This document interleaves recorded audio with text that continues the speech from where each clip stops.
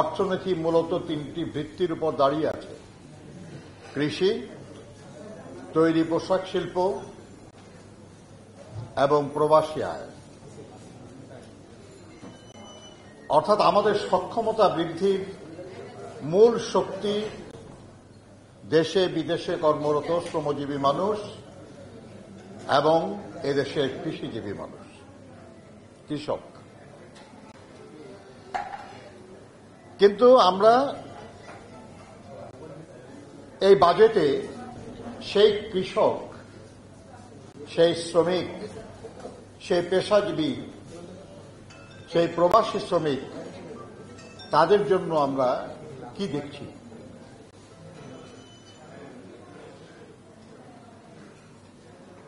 আমরা শুধু শ্রমিকের কথাই বলি, আমি বেসিক্যালি শ্রমিক আন্দোলন থেকে আসা বলেই বলছি আর কি, যে আমাদের দেশে কৃষি বাজেট আছে। আপনি যদিও অনেক আমাদের সহকর্মীরা বলেছেন আর কি, যে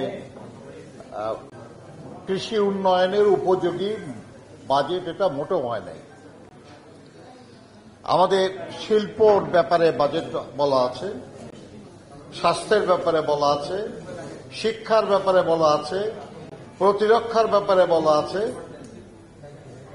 কিন্তু শ্রমিকদের ব্যাপারে এই বাজেটে সুস্পষ্ট করে কিছু বলা নাই। তাদের মজুরি বৃদ্ধি, তাদের জীবনমান উন্নয়ন, তাদের দক্ষতা বৃদ্ধি, কোনো ব্যাপারেই স্পষ্ট দিক নির্দেশনা এই বাজেটে আমরা দেখি না।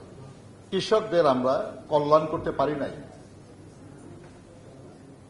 তারা আরো বেশি ভূমিহীন হয়ে পড়েছে, আরো বেশি নিঃস্ব হয়ে গেছে। এদের কল্যাণের জন্য কি প্রস্তাবনা আছে এই বাজেটে? আমাদের দেশে আয় বৈষম্য কি পরিমাণ বেড়েছে, এটা আমরা যারা পত্রপত্রিকা পড়েন তারা সবাই আপনারা দেখেছেন। স্বাস্থ্য ক্ষেত্রে বৈষম্য বেড়েছে, শিল্প ক্ষেত্রে বৈষম্য বেড়েছে, স্বাস্থ্য এবং সম্পদের ক্ষেত্রে বৈষম্য বেড়েছে, এমনকি খাদ্য গ্রহণে বৈষম্য বেড়েছে। বৈষম্য বেড়েই চলেছে। ধনী আরো ধনী হচ্ছে, দ্রুত বৃদ্ধি পাচ্ছে অতি ধনীর সংখ্যা।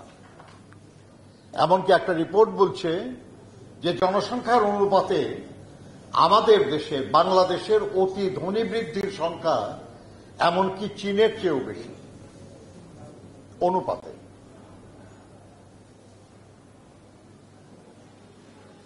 সুইস ব্যাংকের একটা রিপোর্ট বলেছে যে শুধু গত অর্থ বছরে প্রায় 1300 নতুন বিলিয়নিয়ার হয়েছে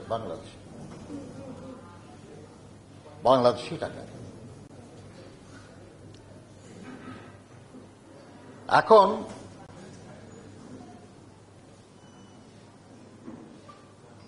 যতটুকু বা মানুষ উপার্জন করে, সেটা একজন কৃষি শ্রমিক বলুন বা একজন শিল্প শ্রমিক বলুন কিংবা একজন স্বনিয়োজিত শ্রমিক বলুন, যেমন একজন দোকানদার, একটা রিক্সাওয়ালা, একটা হকার,